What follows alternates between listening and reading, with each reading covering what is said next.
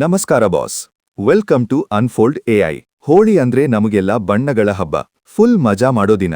ಆದ್ರೆ ಈ ಹಬ್ಬಕ್ಕೆ 8 ದಿನ ಮುಂಚೆ ಒಂದು ಪೀರಿಯಡ್ ಸ್ಟಾರ್ಟ್ ಆಗತ್ತೆ.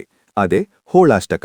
2026ರಲ್ಲಿ ಈ ಟೈಮ್ ಮಕ್ಕಳ ಪಾಲಿಗೆ ಯಾಕೆ ತುಂಬಾ ಕ್ರಿಟಿಕಲ್ ಅನ್ನೋದನ್ನ ಇವತ್ತು ಡಿಕೋಡ್ ಮಾಡೋಣ. ನೋಡಿ ಗುರು, ಈ ಹೋಳಾಷ್ಟಕ ಅನ್ನೋದು ಕೇವಲ ಒಂದು ಹಳೆಯ ಕಾಲದ ಸಂಪ್ರದಾಯ ಅಲ್ಲ. ಆಕಾಶದಲ್ಲಿ ಗ್ರಹಗಳ ಸ್ಥಾನ ಪಲ್ಲಟ ಆಗೋ ಟೈಮ್ ಇದು. ಮಾರ್ಚ್ 2026ರಲ್ಲಿ ಈ ಕಾಸ್ಮಿಕ್ ಸೈಕಲ್ ತುಂಬಾನೇ ಸ್ಟ್ರಾಂಗ್ ಇರುತ್ತೆ.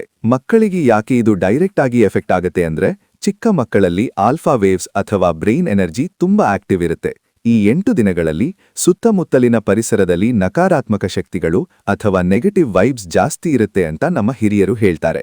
ಇದರ ಹಿಂದಿರೋ ಆ ಅಸಲಿ ಸ್ಟೋರಿ ಏನು ಗೊತ್ತಾ? ಪುರಾಣಗಳ ಪ್ರಕಾರ ಭಕ್ತ ಪ್ರಹ್ಲಾದ್ ಅನ್ನೋ ಮಗುವನ್ನ ಅವನ ತಂದೆ ಹಿರಣ್ಯಕಶಿಪು ಅಮಾನವೀಯವಾಗಿ ಚಿತ್ರಹಿಂಸೆ ಕೊಟ್ಟಿದ್ದು ಇದೇ 8 ದಿನಗಳಲ್ಲಿ. ಆ ಮಗುವಿನ ಮಾನಸಿಕ ವೇದನೆ ಮತ್ತು ಅಲ್ಲಿ ಉಂಟಾದ ನೆಗೆಟಿವ್ ಎನರ್ಜಿ ಇವತ್ತಿಗೂ ಒಂದು ವೈಬ್ರೇಷನ್ ರೂಪದಲ್ಲಿ ಇರುತ್ತೆ ಅನ್ನೋದು ಸಿದ್ಧಾಂತ.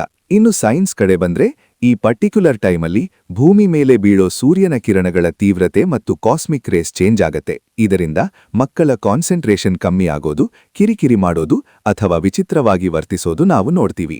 2026ರ ಪ್ಲಾನೆಟರಿ ಅಲೈನ್ಮೆಂಟ್ ನೋಡಿದ್ರೆ ರಾಹು ಮತ್ತು ಶನಿಯ ಪ್ರಭಾವ ಹೆಚ್ಚಿರೋದ್ರಿಂದ ಮಕ್ಕಳಿಗೆ ಸ್ವಲ್ಪ ದೃಷ್ಟಿದೋಷ ಅಥವಾ ಮಾನಸಿಕ ಕಿರಿಕಿರಿ ಆಗೋ ಚಾನ್ಸ್ ಇದೆ. ಪೇರೆಂಟ್ಸ್ ಆಗಿ ನೀವೇನ್ ಮಾಡ್ಬೇಕು ಅಂದ್ರೆ, ಈ 8 ದಿನ ಮನೆಯಲ್ಲಿ ಪಾಸಿಟಿವ್ ವಾತಾವರಣ ಇಡಿ.